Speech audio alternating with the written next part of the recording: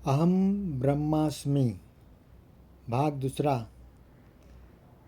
आप सभी का मेरे चैनल में स्वागत है। भाइयों, अहम ब्रह्मास्मि यह पुस्तक अंग्रेजी पुस्तक आई एम दैट का अनुवादन किया हुआ है। अनुवादक है विनय कुमार वैद। आज हमारा दूसरा पार्ट है। दूसरा पार्ट में हम आगे पढ़ेंगे प्रश्नोत्तर। अनुवादक जिसका अनुवादन हुआ है, जो अंग्रेज थे उनका, और महाराज जी के साथ में, निसर्गदत्त महाराज जी के साथ में जो वार्तालाप था उनका अनुवादन यहाँ पर हुआ है। देह भाव की दृढ़ ग्रंथि। प्रश्नकर्ता पूछ रहा है, महाराज आप मेरे समक्ष बैठे हुए हैं और मैं आपके चरणों के पास, हम दोनों के मध्य कौन सा मौलिक अंतर है? महाराज ने कहा, मौलिक अंतर तो कुछ भी नहीं है। प्रश्नकारक ने वापस फिर प्रश्न किया, फिर भी कोई वास्तविक अंतर तो अवश्य होगा, क्योंकि मैं आपके पास आता हूँ, न कि आप मेरे पास आते हैं। महाराज बोले, चूँकि तुम अंतर होने की कल्पना कर लेते हो, इसलिए अपने से श्रेष्ठतर लोगों की खोज में इधर उधर जाते हो। प्रश्नकर्ता, आप भी एक श्रेष्ठतर मनुष्य है। आप वास्तविक को जानने का दावा करते हैं, जबकि मैं ऐसा दावा नहीं करता। महाराज ने बोला, क्या मैंने कभी तुमसे ऐसा कहा कि तुम नहीं जानते हो, इसलिए तुम हीनतर हो? जिन लोगों ने ऐसे अंतरों की खोज की है, उन्हें ही इन अंतरों को सिद्ध करने दो। मैं ऐसा कुछ जानने का दावा नहीं करता जिससे तुम नहीं जानते, और वास्तव में मैं तुमसे बहुत कम जानता हूँ। प्रश्नकारक, आपके शब्द प्रज्ञापूर्ण है, आपका आचरण उदात्त और आपकी कृपा सर्वाधिक शक्तिमान है। महाराज ने कहा, मैं इन सब के बारे में कुछ नहीं जानता और तुम में मुझ में किसी प्रकार का अंतर नहीं देखता। तुम्हारी तरह ही मेरा जीवन भी घटनाओं का एक क्रम है। अंतर बस यह है कि मैं निर्लिप्त हूँ और गुजरते दृश्य को गुजरते हुए दृश्य की तरह देखता हूँ, जबकि तुम उन विभिन्न बातों में लिप्त हो जाते हो और उनके साथ साथ गतिशील रहते हो। प्रश्नकर्ता, आप इतने धैर्यवान कैसे बन सके? महाराज ने कहा, ऐसा विशेष कुछ कारण नहीं है, केवल इतना भर हुआ कि मैंने अपने गुरु पर भरोसा रखा। उन्होंने मुझे बताया कि मैं कुछ नहीं हूँ, बस स्वयं हूँ, और मैंने उन पर विश्वास किया। उन पर भरोसा करते हुए मैंने तद अनुसार आचरण किया और उन सब को महत्व देना बंद कर दिया जो मैं मेरा नहीं था। प्रश्नकर्ता, आप इतने सौभाग्यशाली कैसे रहे कि आपने अपने शिक्षक पर पूर्ण भरोसा रखा, जबकि हम लोग का भरोसा तो बस नाम मात्र का और कहने भर के लिए ही होता है। महाराज ने कहा, यह कौन कह सकता है, बस ऐसा हो गया। सब बातें कारण और तर्क पर आश्रित नहीं हुआ करती है। फिर भी तुमसे अंतर भी क्या पड़ता है कि कौन क्या है। मेरे बारे में तुम्हारी ऊंची धारणा तुम्हारी धारणा ही तो है। किसी भी समय तुम इसे परिवर्तित कर सकते हो। धारणाओं को फिर वे स्वयं तुम्हारी अपनी ही क्यों न हो, महत्व ही क्यों देते हो? प्रश्नार्थ। प्रश्नकर्ता बोला, पर तब भी आप भिन्न हैं। आपका मन सदैव शांत और सुखी दिखाई पड़ता है और आपके आसपास चमत्कार भी होते रहते हैं। महाराज ने कहा, मैं चमत्कारों के बारे में कुछ नहीं जानता, और यदि हम इस बात को न माने कि सब कुछ चमत्कार ही है, तो मुझे यह जानकर आश्चर्य होगा कि क्या प्रकृति इसके नियमों के अपवादों की अनुमति प्रदान करती है। जहाँ तक मेरे मन के बारे में है, उसमें ऐसा कुछ भी नहीं है। वहाँ सब कुछ चेतना में ही घटता है। यह बिल्कुल स्वतः स्पष्ट है और प्रत्येक मनुष्य के अनुभव के अंतर्गत है। तुम पर्याप्त ध्यानपूर्वक नहीं देखते, बस यही सम्यक रीति से देखते देखो और उसे देखोगे जो मैं देखता हूँ। मैं वापस बोल रहा हूँ ये वाक्य। सम्यक रीति से देखो और उसे देखोगे जो मैं देखता हूँ। प्रश्नकर्ता, आप क्या देखते हैं?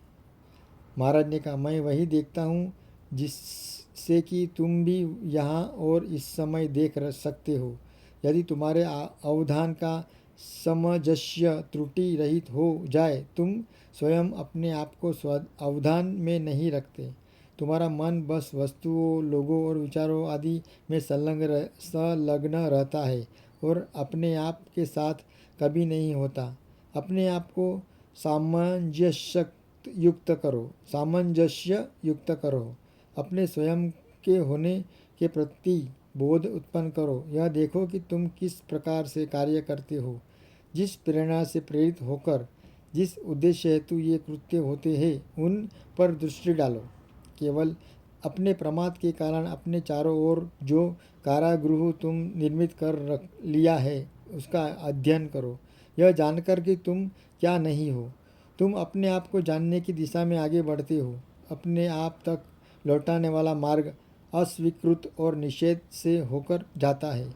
एक बात तो सुनिश्चित है कि सद्वस्तु काल्पनिक नहीं है, यह मन की निर्मित नहीं है। यद्यपि मैं हूँ का भाव एक उपयोगी संकेतक तो होता है, परंतु यह भी निरंतर नहीं होता। यह संकेतक हमें यह अवश्य ही बदल लाता है। और खोज कहाँ की जानी चाहिए, खोज कहाँ की जानी है, पर किसकी जानी है, इसे नहीं बदलता।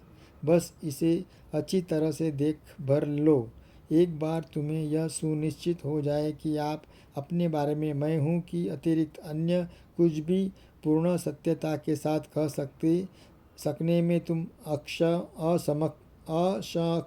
असक्षम हो, और जिसकी और भी तुम संकेत कर सकते हो, वह तुम स्वयं नहीं हो सकते हो तो मैं हूँ का कार्य पूर्ण हो जाता है।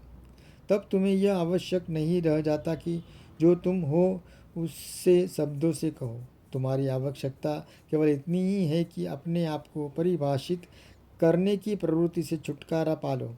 समस्त परिभाषाएं तुम्हारे देह और उसकी अभिव्यक्तियों तक ही लागू होती है। देह के घनिष्ठता की ग्रंथि का एक बार उच्छेद हो जाए तो तुम अपनी नैसर्गिक अवस्था को तुरंत अनायास और स्वयं स्फूर्तता से पुनः प्राप्त कर लोगे। हम दोनों में एकमात्र अंतर यह है कि मैं अपनी नैसर्गिक अवस्था के प्रति बोधपूर्ण हूँ, जबकि तुम इसके प्रति भ्रमित हो। जैसे यदि मन अंतर आरोपित न करे तो जो स्वर्ण किसी आभूषण के रूप में होता है, वही यदि टुकड़ों के रूप में हो तो उसे मूल्य में अंतर नहीं होता। ठीक उसी प्रकार हम वास्तविकता में है, बस केवल प्रतीति की दृष्टि से हम भिन्न हैं। और यह आविष्कार हम लगनशील होकर, खोजकर, जिज्ञासा करके तथा नित्य हर घड़ी प्रश्न करते हुए अपना जीवन लगाकर करते हैं। 3 यह जीवंत क्षण।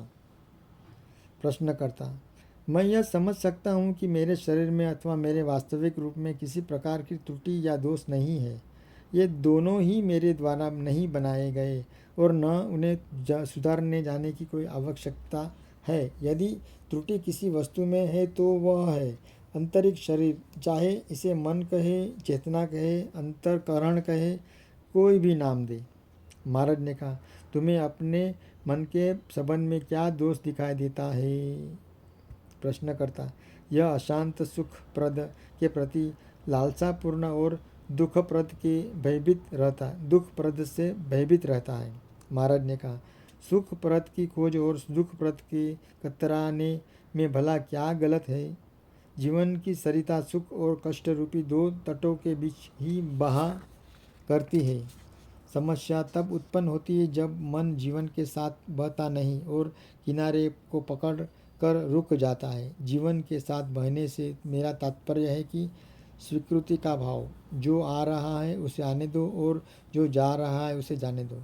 आकांक्षा मत करो, भय मत करो, तथ्य जब भी जैसा भी होता है उसका अवलोकन करो, क्योंकि तुम वह नहीं हो जो कि हो रहा है, तुम वह हो जिसके प्रति हो रहा है। और अन, अतन अंततः अंततः तो तुम दृष्टा भी नहीं हो, तुम वह आत्यांतिक क्षमता हो जिसकी अभिव्यक्ति और प्रकटत्व है सर्वव्याप्त चेतना। प्रश्नकारक, परंतु देह और अपने आप के मध्य विचारों और भावनाओं की एक धुंध सी छाई रहती है, जो कि न तो देह हेतु उपयोगी होती है और न ही अपने आप के लिए। ये विचार और भावनाएं सतही, अस्थायी और निरर्थक होती है। केवल एक प्रकार की मानसिक धूल सी तरह वे दृष्टि को अंधा करती है, दम घोटती है, और तब भी वे बाधाएं बनी रहकर विनाश में लगी रहती है। महाराज ने उत्तर दिया, यह तो निश्चित ही है कि किसी की भी घटना की स्मृति उस घटना का स्थान कभी नहीं ले सकती, और उसी प्रकार घटना की अपेक्षा भी घटना का स्थान नहीं ले सकती। पर उस क्षण के संबंध में कोई अपवादात्मक अनोखी सी बात हुआ करती है, जो कि पिछले अथवा आने वाले के संबंध में नहीं होती। इसमें एक प्रकार की जीवंतता होती है और एक तथ्यात्मकता। यह इतनी स्पष्टता पूर्वक अभिव्यक्त होकर साक्षात सामने होता है, मानो प्रकाश में गिरा है तथ्य पर वास्तविकता की एक मुहर लगी होती है, जो कि अतीत अथवा भविष्य पर नहीं लगी होती। प्रश्नकर्ता, इस क्षण पर वास्तविकता की मुहर किस कारण से लगी जाती है, किस कारण से लग जाती है?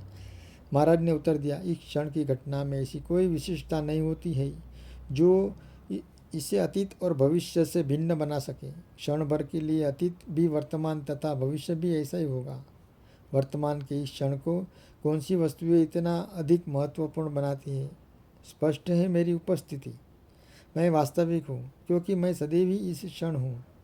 वर्तमान में जो इसी क्षण में है, वह मेरी वास्तविकता में मेरे सानिध्य के कारण सहकार करता है। अतीत स्मृति में होता है और भविष्य कल्पना में। वर्तमान घटना में स्वयं में ऐसा कुछ भी नहीं होता जो इस वास्तविक रूप में साक्षात प्रकट कर सके। यह कोई साधारण सी एक निश्चित अंतराल पुनः पुनः घटने वाली घटना, जैसे कि घड़ी में होने वाले समय सूचक ध्वनि भी हो सकती है। हम जानते हैं कि क्रम से 2 बार हो रही टन की ध्वनि बिल्कुल एक सी है, परंतु वर्तमान में जिन क्षण में टन की अनुभूति हो रही है, वह पिछली की स्मृति और आने वाले की कल्पना से एकदम भिन्न है। इस क्षण में स्थिर वृद्धि वस्तु मेरे साथ हो जाती है, क्योंकि मैं सदा विद्यमान हूँ, और यह तो मेरी अपनी ही वास्तविकता जिसका अंश मैं प्रस्तुत घटना को प्रदान करता हूँ। प्रश्नकारक, प्रश्नकर्ता पूछ रहा है, परंतु स्मृति की वस्तुओं से हम इस प्रकार व्यवहार करते हैं मानो कि वे वास्तव में हो। महाराज ने जवाब दिया, स्मृतियों पर भी हम तभी ध्यान देते हैं वे वर्तमान में आती है। विस्मृत को तब तक महत्व नहीं मिल पाता जब तक कि उसका स्मरण न दिलाया जाए, और इसका अर्थ यह है कि इन्हें इस क्षण में लाया गया है। प्रश्नार्थ, प्रश्नकर्ता पूछ रहे, हाँ मैं समझ रहा हूँ कि इस क्षण में कोई ऐसा अज्ञात तत्व है जो अस्थायी प्रसंगों को क्षणिक वास्तविकता प्रदान करता है। महाराज ने उत्तर दिया, तुम्हें इसे अज्ञात नहीं कहना चाहिए, क्योंकि तुम इसे निरंतर कार्य करते हुए देख रहे हो। जब से तुमने जन्म लिया क्या इसमें कोई अंतर आया? वस्तुएं और वृत्तियां हर समय बदलते रहे, पर यह अनुभूति युक्त भावना की अभी जो है वह वास्तविक है, कभी नहीं बदलती, यहाँ तक कि स्वप्न में भी नहीं बदलती। प्रश्नकर्ता, गहरी सुषुप्ति में इस वर्तमान वास्तविकता की अनुभूति नहीं रहती। महाराज ने कहा, गहरी सुषुप्ति की रिक्तता पूर्णतः इस कारण से होती है कि वहाँ कोई विशिष्ट स्मृति नहीं बनती, परंतु तब भी अच्छा अनुभव होने की, सुखी होने की एक सामान्य स्मृति अवश्य होती है। मैं गहरी नींद में सुषुप्त था और मैं अनुपस्थित था। इन दो व्यक्तियों से जुड़ी अनुभूतियाँ में भिन्नता है। प्रश्नकर्ता, हम उस प्रश्न को दोहराए जहाँ से बातचीत प्रारंभ हुई। जीवन के स्तोत्र और जीवन की अभिव्यक्ति इन ब्रैकेट जो कि देह है ब्रैकेट पूरा के बीच मन और इस सतत परिवर्तनशील अवस्थाएं मानसिक अवस्थाएं कि वह यह धारा अंतरहीन निरर्थक और कष्टप्रद है। कष्ट इसका स्थिर तत्व है और जिसे हम प्रसन्नता कहते हैं वह दो कष्टप्रद अवस्थाओं के बीच का अंतराल रिक्त स्थान भरा होता है। इच्छा और भय जीवन रूपी वस्त्र के ताने बाने हैं और दोनों कष्ट रूपी धागे से बने हैं। हमारा प्रश्न यह है कि क्या एक सुखी मन का अस्तित्व संभव है? महाराज ने जवाब दिया, इच्छा सुख की और भय दुख की स्मृति है। दोनों ही मन को व्यग्र करते हैं। कष्ट की धारा में सुख के क्षण बीच में स्थित रिक्त स्थानों से होते हैं। ऐसी स्थिति में मन सुखी कैसे हो सकता है? प्रश्नकर्ता, यह तब तो सत्य होता है जब हम खुशी की इच्छा और भय की आशंका से बंधे हुए हो, परंतु हर्ष के अप्रत्याशित क्षण भी होते हैं, शुद्ध उल्लास के जिससे इच्छा से दूषित नहीं किया, जिनके लिए भाग दौड़ नहीं की, पात्रता अर्जित नहीं की, ईश्वर प्रदत्त उल्लास के क्षण। महाराज ने जवाब दिया, तो भी यह उल्लास कभी कष्ट की पृष्ठभूमि में संदर्भ से ही उल्लास अथवा हर्ष होता है। प्रश्नकर्ता, यह कष्ट कोई विश्वव्यापी वस्तु है अथवा केवल मानसिक है? महाराज ने जवाब दिया, जगत विश्व अपने आप में परिपूर्ण है और जहाँ परिपूर्णता है, जहाँ कोई अभाव नहीं है, वहाँ कष्ट का क्या कारण हो सकता है? कौन पीड़ा दे सकता है? प्रश्नकर्ता, विश्व अपने आप में बिल्कुल परिपूर्ण हो पर अपने विस्तार में तो यह अपूर्ण ही है। महाराज ने कहा, जब हम पूर्ण के एक अंश को पूर्ण के संदर्भ में देखते हैं तो यह पूर्ण ही होता है, केवल तभी जब इससे हम पृथक रूप से देखते हैं और यह अभावग्रस्त हो जाते हैं और पीड़ा को आमंत्रित करता है। इस पृथकत्व का क्या कारण संभव है? प्रश्नकर्ता ने पूछा, निश्चित ही इस पृथकत्व का कारण मन की सीमितताएं ही है। एक अंश को मन पूर्ण की तरह उसके संदर्भ में देख पाने में अक्षम होता है। महाराज ने कहा, इतना समझ पाना पर्याप्त है। विभाजन और विरोध मन की तो यही प्रकृति होती है। क्या इसे किसी अन्य मन की विद्यमानता संभव है जो खंडों पर परस्पर संयुक्त करे, प्रतिपूर्णताएं लाए, जो खंड में पूर्ण को देख पाए और खंड को पूर्ण से पूरी तरह संबंधित देख सकते हैं? प्रश्नकर्ता, इस अन्य मन की खोज कहाँ करें? महाराज ने जवाब दिया, सीमित करने वाले विभाजन और विरोध की प्रकृति वाले मन से परे हटकर मन की जिन गतिविधियों के जिस रूप में हम जानते हैं उसी परिसमाप्ति में जब इसका अंत होता है तो वह मन अस्तित्व में आता है। प्रश्नकर्ता, क्या उस मन में हर्ष विषाद की समस्या का उठना बंद हो जाता है? महाराज ने उत्तर दिया, उस प्रकार नहीं जिस कि हम उन्हें वांछित या अवांछित के रूप में जानते हैं। कामना और भय की कारण नहीं, वरन तब यह समस्या इस कारण उत्पन्न होती है क्योंकि प्रेम अभिव्यक्ति पाना चाहता है और अपनी राह में बाधाएं पाता है। उदार मन प्रेम की गतिविधि है जो परिस्थितियों का सामना करता है, प्रारंभ में असफल और अनंत विजयी होता है। प्रश्नकर्ता, क्या चेतना और देह के बीच प्रेम ही वह वस्तु है जो सेतु का कार्य करती है? महाराज ने कहा, और क्या? मन खाई निर्मित कर लेता है और हृदय से उसे सरलता से पा कर जाता है। 4. वास्तविक संसार मन से परे है। प्रश्नकर्ता, अनेक अवसरों पर यह प्रश्न उठाया जाता है कि क्या विश्व कारण कार्य के नियमों का विषय है या फिर उसका अस्तित्व और कार्य प्रणाली इस नियम की सीमा में नहीं आता। आप इस पक्ष में प्रतीत होते हैं कि यह कारण रहित है और कोई भी वस्तु जो कितनी भी छोटी क्यों न हो कारण रहित है। इसके दिखाई पड़ने अथवा विलुप्त होने हेतु कोई अज्ञात कारण नहीं हो सकता। महाराज ने जवाब दिया, कार्य कारण की धारणा का अर्थ है कि वह यह मान्यता की भौतिक अथवा मानसिक आकाश के अंतर्गत घटनाओं में कालक्रम होता है। काल, स्थान, कार्य कारण आदि मनोगत विभाजन है जो कि मन के अस्तित्व ग्रहण करने और इसके अस्तित्व खोने के साथ साथ प्रकट और विलुप्त होते हैं। प्रश्नकर्ता, परंतु जब तक मन क्रियाशील होता है तब तक तो कार्य कारण के नियम की वैधता माननी ही होगी। महाराज ने कहा, सारी मनोगत वस्तुओं की तरह यह तथाकथित कार्य कारण का नियम भी स्वयं को खंडित कर देता है। अस्तित्व में किसी भी वस्तु का कोई विशिष्ट कारण नहीं होता है। सारा विश्व छोटी से छोटी वस्तु के अस्तित्व हेतु सहयोग देता है और यदि विश्व जो कुछ है वह न होता तो कोई भी वस्तु जैसी है वैसी न होती, क्योंकि प्रत्येक वस्तु का उद्गम और अधिष्ठान ही उसका कारण होता है।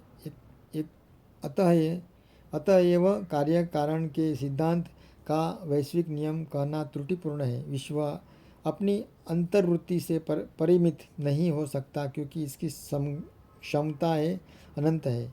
फिर विश्व तो उस सिद्धांत का ही प्रस्फुटन अथवा अभिव्यक्त भर है जो कि मौलिक स्तर पर संपूर्ण स्वतंत्र है। प्रश्नकर्ता पूछ रहा है, यहाँ यह सरलता से समझा जा सकता है कि एक वस्तु को किसी अन्य वस्तु का एकमात्र कारण कहना मूलतः त्रुटिपूर्ण ही है। तो भी हम अपने व्यावहारिक जीवन में ऐसी दृष्टिकोण से किसी भी कार्य को प्रारंभ करते हैं कि उसका क्या परिणाम प्राप्त होगा। महाराज ने कहा, हाँ, अज्ञानवश प्राय ऐसे ही कार्य अधिकतर होते हैं। यदि लोग यह जानते हैं कि जब तक सारा विश्व ही सहयोग प्रदान न करे तब तक कुछ भी हो पाना असंभव है, तो उन्हें अपेक्षाकृत कम शक्ति व्यय करते हुए भी बहुत अधिक उपलब्ध हो सकता है।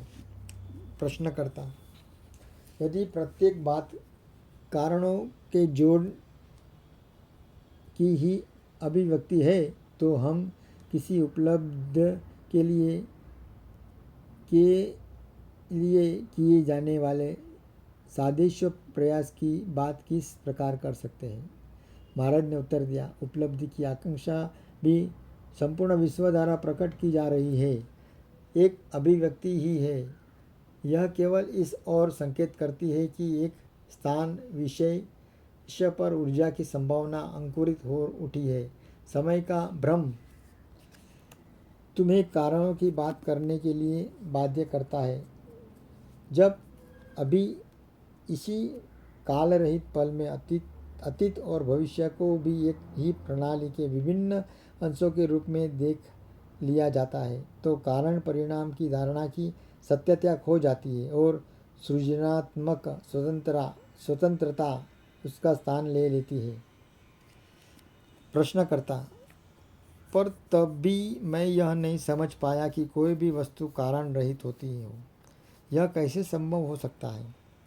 जब मैं कहता हूँ कि कोई वस्तु कारण से रहित है तो मेरा तात्पर्य यह होता है कि यह आवश्यक नहीं है कि उसका कोई विशिष्ट कारण हो ही, यह उसके बिना भी हो सकती है। तुम्हें जन्म देते हेतु तुम्हारी माता ही आवश्यक नहीं थी, तुम किसी अन्य स्त्री से भी जन्म ग्रहण कर सकते थे, परंतु सूर्य और धरती के अभाव में तुम जन्म ग्रहण न कर सकते थे और ये भी तुम्हारे जन्म का कारण नहीं बन सकते थे यदि सर्वाधिक महत्वपूर्ण कारण तुम्हारे स्वयं की जन्म लेने की कामना न होती। कामना ही जन्म का कारण होती है, यही नाम और रूप प्रदान करती है। काम्य की कल्पना और कामना की जाती है और तब वह अपने आप को किसी इंद्रिय गम्य या बुद्धिगम्य वस्तु के आकार में व्यक्त करता है और इस प्रकार हम अपने संसार को व्यक्तिगत संसार को सृजित कर लेते हैं जिसमें भी हम रहते हैं। वास्तविक संसार मन की जानने की सीमाएं से परे की वस्तु है।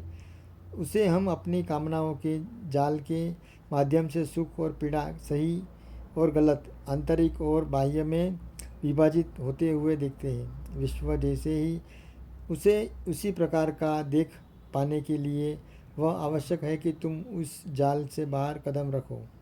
यह कठिन नहीं है क्योंकि इस जाल में छिद्र ही छिद्र है। प्रश्नकर्ता ने पूछा, छिद्रों से आपका क्या तात्पर्य है और उन्हें कैसे जाना जाता है? महाराज ने जवाब दिया, उस जाल और उसके अनेक अंतर्विरोधों पर दृष्टि डालो। यह देख लो कि हर कदम पर, पग पग पर तुम इसे बना बिगड़ा रही हो।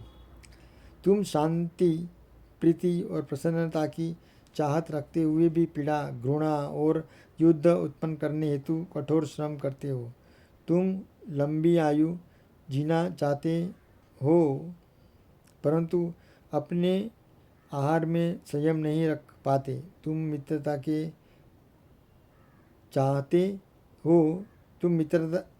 चाहते हो और घोषणा करते हो। इन अंतर्विरोधियों से बने अपने जाल को देखो और उन्हें दूर करो। उन्हें ठीक से देख लिया जाने पर उन्हें मिटाने हेतु पर्याप्त है। यदि मेरे देखने से यह अंतर्विरोध दूर हो सकता है तो क्या मेरे देखने और उसकी समाप्ति के कार्य कारण का संबंध नहीं हुआ? प्रश्नकर्ता ने यह प्रश्न किया था। महाराज ने उसका उत्तर दिया, कार्य कारण का नियम फिर वह केवल धारणा की तरह भी क्यों नहीं हो, अव्यवस्था पर लागू नहीं होता। प्रश्नकर्ता, कारण तत्व के रूप में कामना किस सीमा तक योगदान देती है? महाराज ने उत्तर दिया, इनके अनेक कारणों में एक ही तरह प्रत्येक बात के असंख्य प्रेरक कारण होते हैं, पर जो कुछ भी है उस सबका उद्गम है वह असीम क्षमता, परम वास्तविकता जो कि तुम में है और वही अपनी शक्तियाँ, प्रकाश और प्रीति को प्रत्येक अनुभव में प्रभावित करती है। पर यह उद्गम कारण नहीं है और कोई भी कारण उद्गम नहीं है और इसलिए मैं प्रत्येक वस्तु को कारण रहित कहता हूँ। कोई बात कैसे घटित होती है उसका पता लगाने का प्रयत्न तो तुम कर सकते हो, परंतु तुम इसका पता नहीं लगा सकते कि कोई वस्तु जैसी है वैसी क्यों है। वह वैसी इसलिए होती है क्योंकि विश्व जैसा है वैसा है। भाइयों, इस वार्तालाप का यहीं पर हम विराम देंगे। जो कुछ भी मैंने अभी पढ़ा 3, 4, 5, 2, 3, 4, 5 वहाँ आपको समझा होगा। अगर आपको मेरा ये वीडियो अच्छा लगे तो हरे कृष्ण। दोस्तों, हम ब्रह्मास्त्र में यह किताब पढ़ने के मेरे प्रयास को आप अपने मेरे जो चैनल है उसको लाइक, शेयर और सब्सक्राइब करके धन्यवाद दे सकते हैं। बहुत बहुत धन्यवाद। लाइक, शेयर और सब्सक्राइब कीजिए। जीवन रथ _ अनिल मेरी चैनल का नाम है।